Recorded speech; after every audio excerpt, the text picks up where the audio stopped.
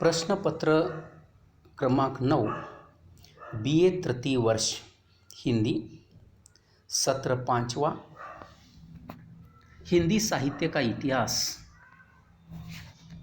इस पाठ्यक्रम के अंतर्गत आज हम भक्ति काल का सामान्य परिचय इस अध्याय को देख रहे हैं।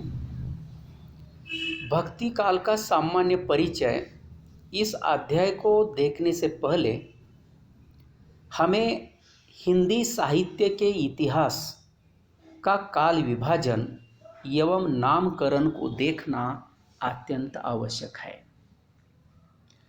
काल विभाजन एवं नामकरण की दृष्टि से हिंदी साहित्य के इतिहास में विविध विद्वानों ने अपने तर्क एवं अध्ययन के आधार पर इतिहास को विविध कालों में विभाजित किया है और काल के अनुरूप उनका नामकरण भी किया है। जैसे इस काल विभाजन या नामकरण में गारसाद तांसी हो, शिव सिंह सेंगर हो, मिश्र बंधु विनोद, आचार्य रामचंद्र शुक्ल या आचार्य हजारी प्रसाद द्विवेदी हो, इन्होंने अपने अपने अध्ययन एवं चिंतन के अनुसार इतिहास को विविध कालों में विभाजित किया है। अध्ययन की दृष्टि से अगर देखा जाए तो इन सभी विद्वानों में से आचार्य रामचंद्र शुक्ल का काल विभाजन लगभग सभी ने स्वीकारा है। अतः यहाँ हम आचार्य रामचंद्र शुक्ल जी के अनुसार भक्ति काल का सामान्य परिचय देखने से पहले इतिहास का काल विभाजन एवं नामकरण को देखेंगे। आचार्य रामचंद्र शुक्ल जी ने हिंदी साहित्य का विभाजन 4 भागों में किया है। जैसे एक आदिकाल, जिसे इन्होंने वीर गाथा काल भी कहा है, अर्थात आदिकाल या वीर गाथा काल का समय है संवत 1050 से 1375। ध्यान में रखिए, आदिकाल या वीर गाथा काल का समय है संवत 1050 से 1375 तक। इसके पश्चात दूसरा भक्ति काल आरंभ होता है। इसका समय है संवत 1375 से संवत 1700 तक। उसके बाद तीसरा रीति काल आ जाता है। रीति काल का समय है संवत 1700 से संवत 1900 तक। और चौथा आधुनिक काल, जिसका समय है संवत 1900 से आज तक, वर्तमान तक। तो इस प्रकार आचार्य शुक्ल जी ने हिंदी साहित्य के इतिहास को 4 भागों में विभाजित कर उसका नामकरण और समय सीमा का निर्धारण किया है। अब आ जाते हैं भक्ति काल की तरफ। इन 4 कालों में भक्ति काल का समय निर्धारण अगर देखें तो भक्ति काल संवत 1375 से संवत 1700 तक का यह प्रदीर्घ काल भक्ति काल रहा है। तो इस भक्ति काल प्रदीर्घ रूप में जो काव्य लिखा गया, तो इस काव्य पर किस प्रकार का प्रभाव पड़ा? इस प्रदीर्घ काल में भक्ति काव्य ही क्यों लिखा गया? ऐसे कौन से कारण है, ऐसी कौन सी परिस्थितियां हैं जिससे प्रेरित होकर कवियों ने या संतों ने यह भक्ति काव्य लिखा? अब इसको देखने के लिए हमें तत्कालीन परिस्थितियों की ओर जाना होगा, क्योंकि हम जानते हैं कि किसी भी रचना पर तत्कालीन विविध परिस्थितियों का प्रभाव पड़े बिना नहीं रहता। अतः भक्ति काव्य पर भी तत्कालीन परिस्थितियों का कम अधिक प्रभाव पड़ा हुआ दिखाई देता है। तो आइए हम देखते हैं कि तत्कालीन परिस्थितियों का भक्ति काव्य पर किस प्रकार का प्रभाव रहा है। तो सबसे पहले राजनीतिक परिस्थिति को हम देखते हैं। भक्ति काल की राजनीतिक परिस्थिति की दृष्टि से देखा जाए तो यह काल विक्षुब्ध, अशांत तथा संघर्षमय काल रहा है। इस राजनीतिक काल को मुख्य रूप से दो भागों में हम देखेंगे। तो प्रथम भाग में दिल्ली पर तुगलक और लोधी वंश का शासन रहा है, और द्वितीय भाग में मुगल वंश के बाबर, हुमायूं, अकबर, जहांगीर तथा शाहजहां का और औरंगजेब का शासन रहा है। अब इन विविध राजाओं में से अकबर को अगर छोड़े तो लगभग सभी राजा यह साम्राज्यवादी विचार को लेकर चलने वाले, अपने धर्म का प्रचार प्रसार करने वाले थे। वे अन्यायी अत्याचारी थे। अकबर मात्र एक ऐसे राजा थे जिन्होंने समाज या विविध धर्मों को मानवता की दृष्टि से देखा और उनके विकास के लिए प्रयत्न किए। अर्थात कहने का तात्पर्य, यह कुल राजनीतिक परिस्थिति कैसी थी? संघर्षमय थी। अन्यायी अत्याचारी शासक थे और इसका प्रभाव तत्कालीन धर्म या समाज पर पड़े बिना नहीं रहता। अतः यह हम धार्मिक परिस्थिति को भी देखेंगे। भक्ति काल की धार्मिक परिस्थिति कैसी थी?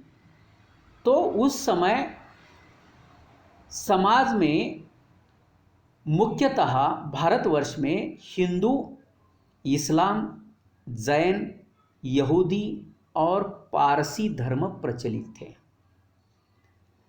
इसमें से हिंदू धर्म शैव, वैष्णव, शाक्त, सौर, गाणपत्य, स्मार्त आदि विविध संप्रदायों में विभाजित था। इस्लाम धर्म भी इसे अपवाद नहीं था। इस्लाम धर्म भी बाशरा और बेशरा इन दो मुख्य संप्रदायों में विभाजित था। इसमें से बाशरा संप्रदाय शरीयत को मानकर चलता था, तो बेशरा संप्रदाय शरीयत अर्थात सनातन पंथी इस्लाम के विचारों की ओर ध्यान नहीं देता था। वे कट्टरपंथी थे। लेकिन बाशरा संप्रदाय में चिश्ती संप्रदाय, कादरी संप्रदाय, सुहरवर्दी संप्रदाय, नक्शबंदी संप्रदाय और शत्तारी संप्रदाय भी प्रचलित थे। इसका संबंध सूफी संप्रदाय से भी है। ये कट्टर इस्लामों की अपेक्षा थोड़े नरम तबीयत के थे। अब आ जाते हैं तत्कालीन सामाजिक परिस्थिति की ओर। भक्ति काल में सामान्यतः मुस्लिम सुल्तानों एवं बादशाहों द्वारा शासन रहा है। तत्कालीन समाज में वर्ण व्यवस्था थी। उसमें ब्राह्मण, क्षत्रिय, वैश्य और शूद्र ये 4 वर्ण प्रचलित थे। इन 4 वर्णों में भी अनेक उपजातियां प्रचलित थीं। छुआछूत की भावना थी, उच्च नीच का भेद था, और ऐसी परिस्थितियों में दास प्रथा का भी प्रचलन था। जो अमीर है, जो धनवान है, अपनी सुविधा के लिए निम्न जातियों के या दीन दलितों को दास के रूप में रखते थे, उनसे मेहनत करवा कर लेते थे। विवाह की दृष्टि से अगर देखा जाए तो विवाह को लेकर अनेक कड़े नियम प्रचलित थे। बाल विवाह का प्रचलन था। बाल विवाह का प्रचलन के कारण अल्पायु में भी पति की मृत्यु होने के बाद पत्नी को अल्पायु में ही सती होना पड़ता था, अर्थात समाज में सती प्रथा का भी प्रचलन था। बहुविवाह होते थे। बड़े बड़े राजा हो या अमीर हो या धनवान लोग अपने धन के आधार पर अनेक विवाह किया करते थे। साथ ही साथ समाज में भीख मंगी प्रथा का भी प्रचलन था। कई साधु भीख मांगकर अपनी उपजीविका करते थे। सामान्य लोग भी पेट की आग बुझाने के लिए भीख मांगते थे। इसका वर्णन तुलसीदास की रचना कवितावली में मिलता है। तुलसीदास अपनी इस रचना में कहते हैं, खेती न किसान को, भिखारी को न भीख बलि। यथार्थ वर्णन गोस्वामी तुलसीदास ने यहाँ किया है। वे कहते हैं, खेती न किसान को, भिखारी को न भीख बलि, बनिक को बनिज न चाकर को चाकरी। जीविका विहीन लोग सिद्धमान सोच बस, कहे एक एकन सो कहाँ जाई का करी। देखिए, यानी किसान हो, मजदूर हो, व्यापारी को भी कोई काम नहीं था। किसान को भी खेत में अनाज उत्पन्न नहीं होता था और ये सब भीख मांगने के लिए मजबूर होते थे, अर्थात इनकी स्थिति गरीबी से त्रस्त थी, दारिद्रता थी, अर्थात समाज की स्थिति भी ठीक नहीं थी। इसके पश्चात सांस्कृतिक परिस्थिति की ओर हम आते हैं। हाँ, यहाँ इतना सही है कि राजनीतिक, धार्मिक और सामाजिक परिस्थिति की अपेक्षा तत्कालीन समय में सांस्कृतिक परिस्थिति काफ़ी अच्छी रही है, क्योंकि तत्कालीन राजा कला प्रिय थे। संगीत एवं चित्रकला के प्रति उनमें अभिरुचि थी। इसीलिए इन्होंने इन कलाओं का विकास करने की ओर अधिक ध्यान दिया है। जैसे फिरोज शाह तुगलक ने अपनी कला प्रियता और वैभव प्रदर्शन के लिए फिरोजाबाद, फतेहाबाद जैसे नगरों का निर्माण किया। मुगल बादशाहों को वास्तुकला से प्रेम था, इसीलिए सम्राट अकबर ने फतेहपुर सीकरी के निर्माण की नींव डाली थी। दिल्ली के जामा मस्जिद एवं बुलंद दरवाजा वाले भवन इसके उत्तम उदाहरण हैं। शाहजहां ने जग प्रसिद्ध ताजमहल बनवाया। इसके अलावा संगीत और चित्रकला की दृष्टि से देखा जाए तो यह काफ़ी विकास का काल रहा है। अमीर खुसरो ने सबसे पहले ईरानी और भारतीय संगीत पद्धतियों के सम्मिश्रण से सितार नामक वाद्य का यंत्र बनाया था। तो इस प्रकार सांस्कृतिक परिस्थिति मध्यकाल की काफ़ी अच्छी रही है और कलाओं के प्रति इन राजाओं की तथा समाज की दृष्टि विकसनशील रही है। अब सबसे महत्वपूर्ण है साहित्यिक परिस्थिति। देखिए, मैंने पहले ही कहा था कि किसी भी साहित्य पर तत्कालीन विविध परिस्थितियों का प्रभाव पड़ते जाता है। अतः भक्ति काल की राजनीतिक परिस्थिति हो, धार्मिक परिस्थिति हो, सामाजिक परिस्थिति हो या सांस्कृतिक परिस्थिति हो, इन परिस्थितियों का कम अधिक प्रमाण में ही क्यों न हो, तत्कालीन साहित्य पर प्रभाव पड़ा हुआ दिखाई देता है। अब साहित्यिक परिस्थिति से अगर देखा जाए तो भारतवर्ष में पूर्व की ओर बंगाल एवं आसाम से लेकर, देखिए, पूरब की ओर से बंगाल एवं आसाम से लेकर गुजरात सिंध तक तथा कश्मीर पंजाब से लेकर दक्षिण में महाराष्ट्र तक अनेक प्रांतीय भाषाओं में साहित्य लिखा जा रहा था। और इन भाषाओं में से खासकर हिंदी में अधिक मात्रा में साहित्य लेखन हो रहा था। और इसी काल में भक्ति का उदय हुआ और भक्ति में साहित्य या काव्य लिखा जाने लगा। साहित्य और काव्य दोनों पर्यायवाची शब्द थे। अब भक्ति काव्य का आविर्भाव कैसे हुआ, यह हमारे मन में एक सवाल आता है कि भाई भक्ति काल में ही भक्ति नाम दिया, इस काल में भक्ति की धारा क्यों प्रवाहित हुई, फिर आदि काल में उतनी ज़्यादा क्यों नहीं थी, इसको ही क्यों। तो इस बात को लेकर थोड़ी सी हम चर्चा करें तो भक्ति काव्य का आविर्भाव या उद्भव कैसे हुआ, इस बात को लेकर भी विद्वानों ने अपने अपने तर्क एवं विचार प्रस्तुत किए हैं। उनमें से आचार्य रामचंद्र शुक्ल जी और बाबू गुलाब राय ने कहा है कि हिंदू की पराजित मानसिकता और मुगलों के आक्रमण के कारण अर्थात परकीय आक्रमणों के कारण भारत में भक्ति का उदय हुआ।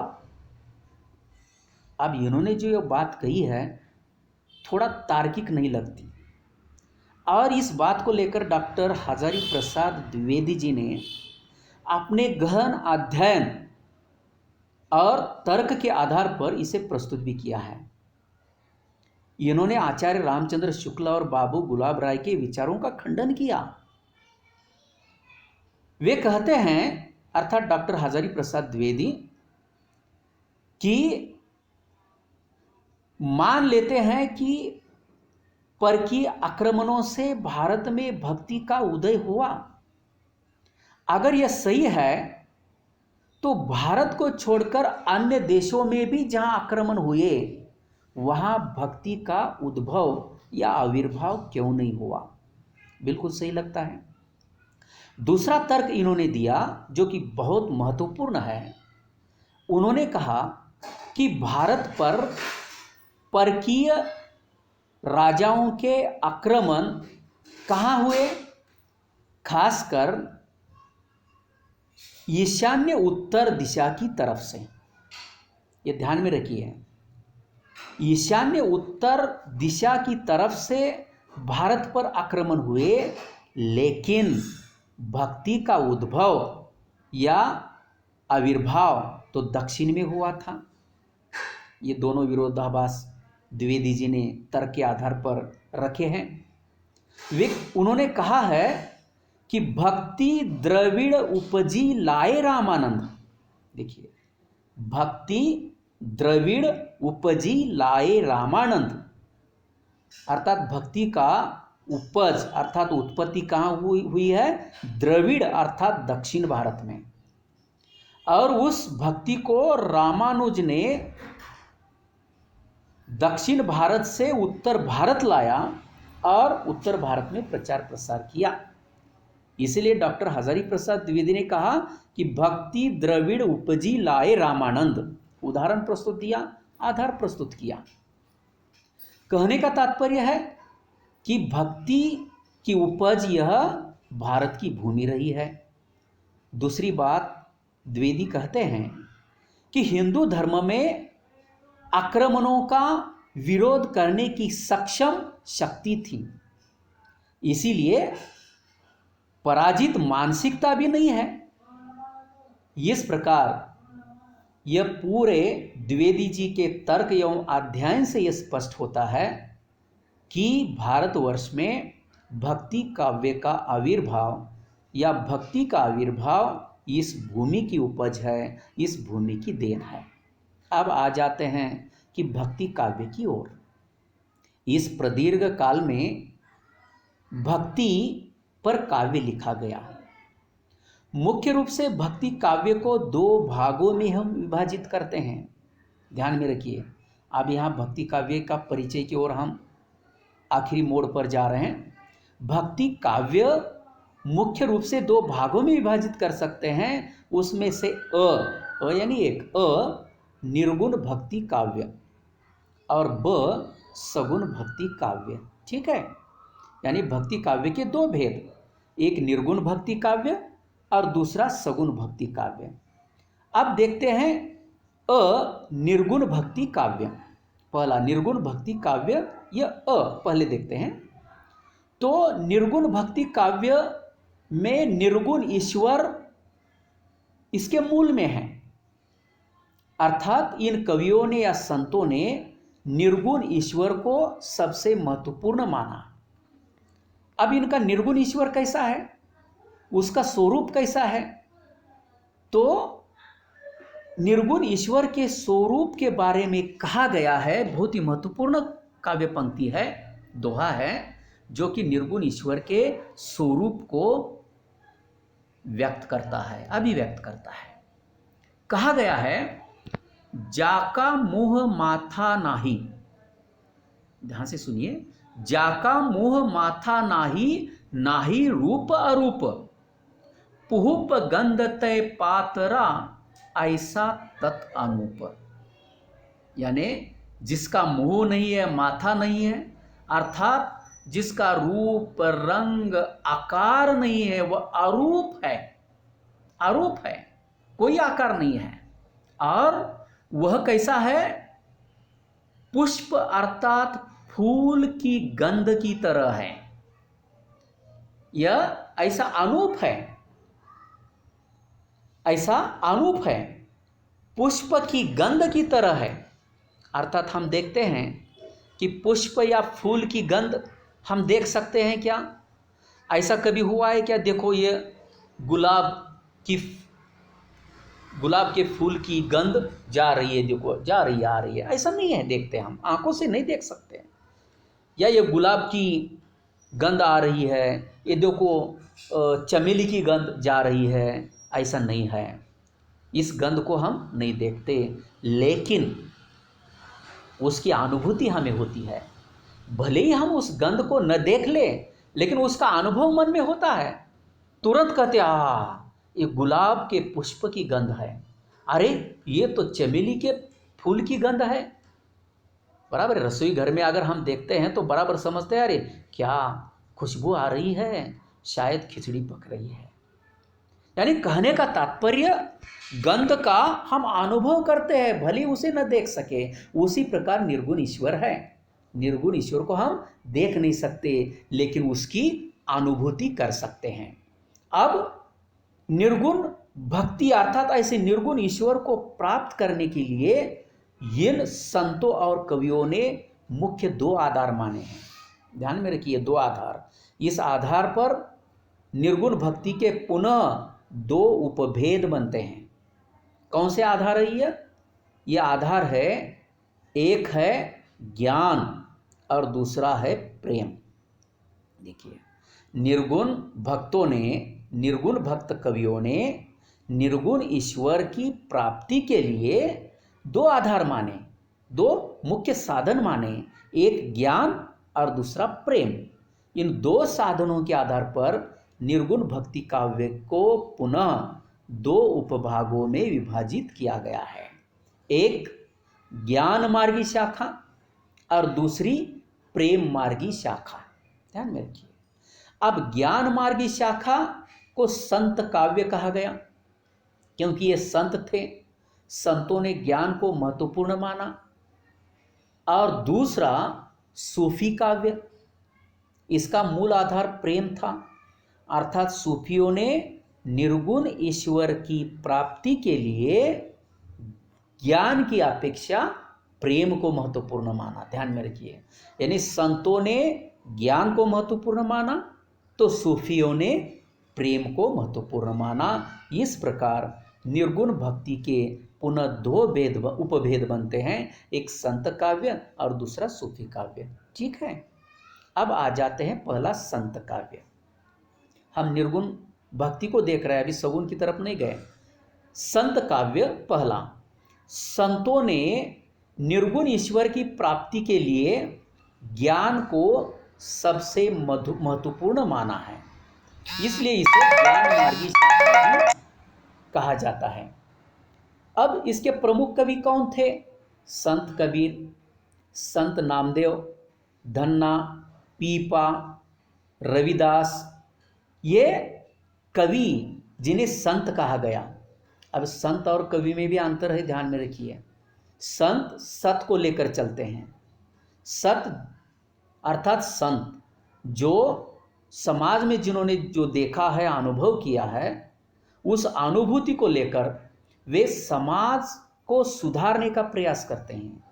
समाज में प्रचलित अनिष्ट रूढ़ियों का विरोध कर समाज को सही राह दिखाने का कार्य करने वाले संत हैं। और कवि कल्पना के आधार पर, कवि भी मार्गदर्शन करते हैं, अपनी अनुभूति को व्यक्त करते हैं, लेकिन कवियों में अधिक कल्पना रहती है। लेकिन यहाँ संत कवि भी हैं और कवि भी है।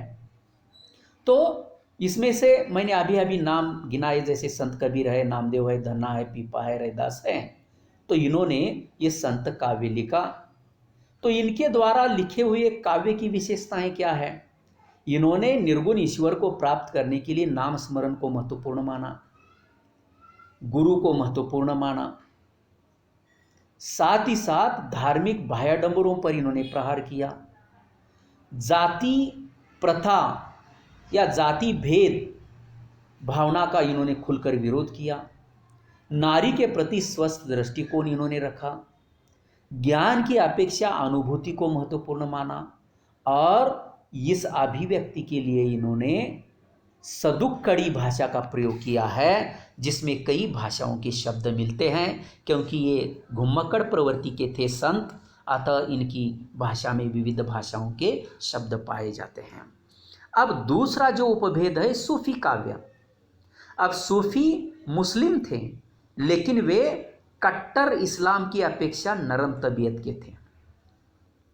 इसलिए उन्होंने निर्गुण ईश्वर की प्राप्ति के लिए प्रेम को महत्वपूर्ण माना, इसीलिए इसे ज्ञान प्रेम मार्गी शाखा भी कहा जाता है, प्रेम मार्गी शाखा भी कहते हैं। अब सूफी मत, अब सूफी शब्द अगर देखा संक्षेप में, तो ये सूफी फकीर सूफा चबूतरे पर बैठते थे, इसलिए उसे सूफी कहा गया। दूसरा, ये सफ़ेद ऊन के कपड़े पहनते थे, इसीलिए भी इसे सूफी कहा गया। जो भी हो, ये सूफी संत जो थे वे कट्टर इस्लाम की अपेक्षा नरम तबीयत के थे। ये भारतीय संस्कृति में घुल मिल गए। तो सूफी मत के अनुसार ईश्वर एक है, जिसे हक कहते हैं। आत्मा और ईश्वर में कोई अंतर नहीं मानते हैं। आत्मा बंदा है और ये बंदा प्रेम के द्वारा ईश्वर तक पहुंचने का प्रयत्न करता है। बंदा यानी आत्मा खुदा तक पहुंचने के लिए इस बंदे या आत्मा को शैतान की बाधाओं को पार करते हुए शरीयत, तरीकत, हकीकत, मारिफत, इन 4 दशाओं को पार करना पड़ता है। इन 4 दशाओं से गुजरना पड़ता है, और तब जाके मारिफत में आकर रूह अर्थात आत्मा फना हो जाती है। फना होने में प्रेम सहायक होता है और आत्मा को परमात्मा का अनुभव होने लगता है। इस स्थिति को अन अल हक कहते हैं, अर्थात अन अल हक यानी मैं ईश्वर हूँ, अर्थात आत्मा और परमात्मा के बीच कोई भेद नहीं रह जाता। अब इनमें प्रमुख कवि कौन है सूफी काव्य के? तो उसमें से मलिक मोहम्मद जायसी है, इनकी प्रसिद्ध रचना पद्मावत है। दूसरे है उस्मान, इनकी प्रसिद्ध रचना चित्रावली है। मंजन तीसरे, इनकी चर्चित रचना मधुमालती है। कुतुबन है, इनकी चर्चित रचना मृगावती है। शेख नबी है, जिनकी चर्चित रचना ज्ञानदीप है। तो ये सूफी संत, इन्होंने जो काव्य लिखा, अब उन काव्य की विशेषताएं क्या है? क्या है काव्य का स्वरूप? तो इन काव्य में प्रेम गाथाएं हैं और इन प्रेम गाथाओं का आधार हिंदू संस्कृति है। इन्होंने अपने प्रेम गाथाओं में लौकिक प्रेमाख्यानों के माध्यम से अलौकिक प्रेम को अभिव्यक्त किया है। इनके काव्य में सांप्रदायिकता का अभाव दिखाई देता है। ये सांप्रदायिक भेद नहीं मानते और अपने काव्य के लिए इन्होंने अवधी भाषा का आधार लिया है।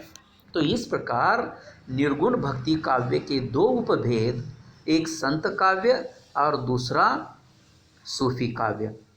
अब आ जाते हैं भक्ति काव्य का मुख्य दूसरा भेद, ब सगुण भक्ति काव्य। देखिए दूसरा मुख्य भेद ब सगुण भक्ति काव्य। अब यह सगुण भक्ति काव्य में कवियों ने विष्णु के दो अवतार राम और कृष्ण को आराध्य मानकर यह काव्य लिखा गया। अब यहाँ संक्षेप में मैं ये भी बताना चाहता हूँ कि निर्गुण भक्ति के होते हुए ये सगुण भक्ति की आवश्यकता क्यों आ गई, सगुण भक्ति की उत्पत्ति क्यों हो गई। तो उसका कारण यह है कि हम तत्कालीन परिस्थितियों को देख चुके हैं, सामाजिक परिस्थितियों को देख चुके हैं।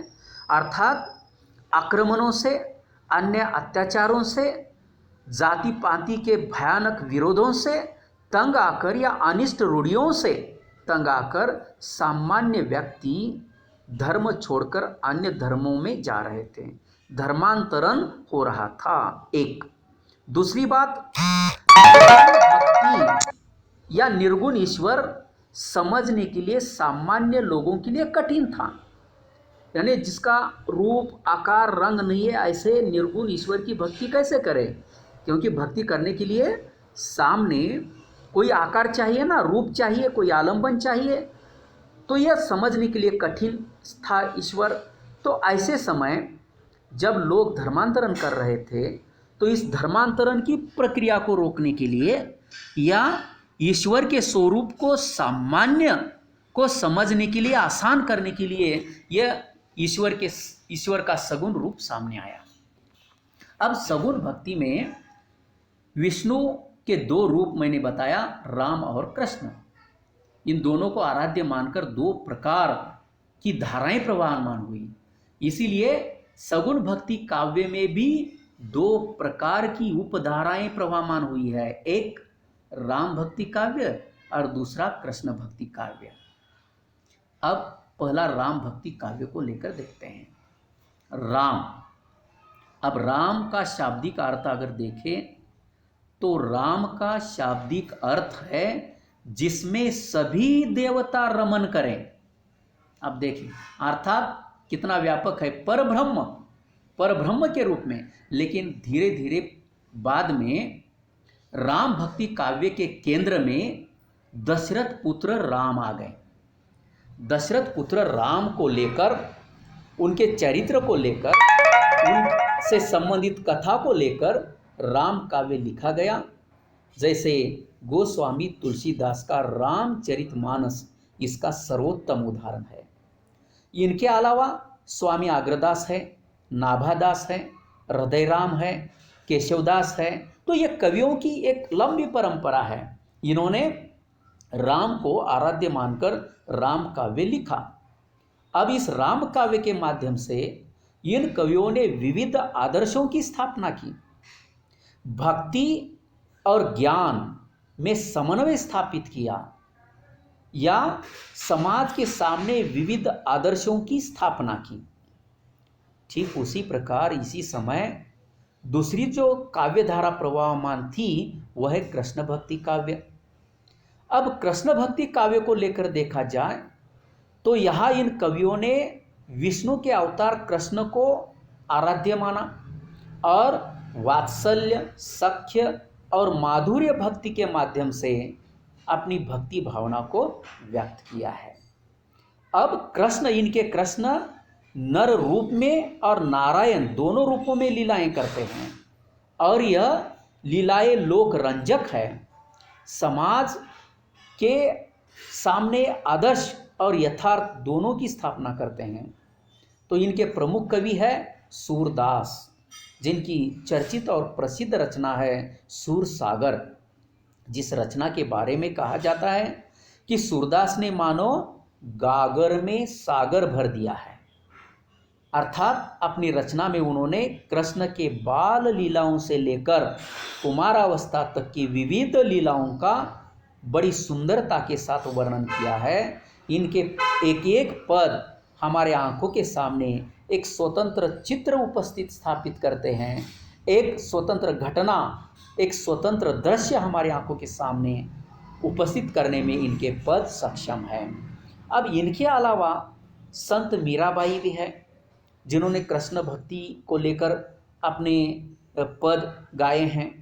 और सबसे महत्वपूर्ण कि कृष्ण काव्य लिखने वालों में से अष्टचाप कवि का नाम लिया जाता है। ये अष्टचाप कवि क्या है? यानी श्रीनाथ जी के मंदिर में श्रीनाथ की सेवा करने के लिए, श्रीनाथ यानी कृष्ण, उनके प्रचार प्रसार के लिए, भक्ति के लिए 8 कवियों की स्थापना की गई, अर्थात अष्टचाप कवियों की स्थापना की। इन 8 कवियों की स्थापना महाप्रभु आचार्य वल्लभाचार्य ने और गोस्वामी विट्ठलनाथ ने की। तो इन 8 कवियों में से आचार्य महाप्रभु वल्लभाचार्य के 4 शिष्य थे। महाप्रभु वल्लभाचार्य के 4 शिष्य, एक कुंभन दास, दूसरे सूरदास, तीसरे कृष्णदास और चौथे परमानंद दास, ये 4। और महाप्रभु वल्लभाचार्य के भाई गोस्वामी विट्ठलनाथ के 4 शिष्य थे, एक गोविंद स्वामी, दूसरे नंददास, तीसरे चित स्वामी और चौथे चतुर्भुज दास। इस प्रकार ये 8 कवि अष्टचाप कवियों के प्रमुख कवि माने जाते हैं। तो कुल मिलाकर ये जो भक्ति काव्य रहा, तो इस भक्ति काव्य चाहे वह निर्गुण भक्ति हो या सगुण भक्ति हो या उनकी अलग अलग उपधाराएं हो, कुल मिलाकर इस भक्ति काव्य में संतों ने, कवियों ने समाज को एक विकास की, एक शांति की, एक मानवता की दिशा दिखाने का प्रयास किया है। इस काव्य के माध्यम से समाज के सामने विविध आदर्शों की स्थापना की गई है। इन कवियों ने या संतों ने अपने काव्य या अपनी वाणी के माध्यम से समाज में चल रहे अनिष्ट रूढ़ियों का विरोध किया है, जाति पाति का विरोध किया है, धार्मिक भयाडंबरों का विरोध किया है और अपने नायक के आदर्शों के माध्यम से समाज के सामने विविध नैतिक मूल्यों की, आदर्शों की स्थापना करने का प्रयास किया है। इसीलिए हिंदी साहित्य के इतिहास में भक्ति काल को स्वर्ण युग के रूप में भी पहचाना जाता है। यह स्वर्ण युग इसलिए कि इसके केंद्र में समाज को एक आदर्श रूप में प्रस्तुत करने का प्रयास किया गया है। समाज के सामने नैतिक मूल्यों की तथा विविध आदर्शों की स्थापना करने का प्रयास किया गया है। इन कवि या संतों का मुख्य उद्देश्य था कि सामाजिक भेद भाव को नष्ट कर, अनिष्ट रूढ़ियों को नष्ट कर एक स्वस्थ समाज का निर्माण हो, अर्थात इन्होंने समाज सुधार का भरसक प्रयत्न किया है। इसीलिए हिंदी साहित्य के इतिहास में भक्ति काल को महत्वपूर्ण माना जाता है। यहाँ भक्ति काल का सामान्य परिचय हमने देख लिया। यहाँ हम रुकते हैं और अगली ताशिका में फिर से निर्गुण भक्ति के अंतर्गत संत काव्य और सूफी काव्य जो 2 उपभेद है, प्रत्येक उपभेद का विस्तार से हम चर्चा करेंगे, विश्लेषण करेंगे। यहाँ हम रुकते हैं। धन्यवाद।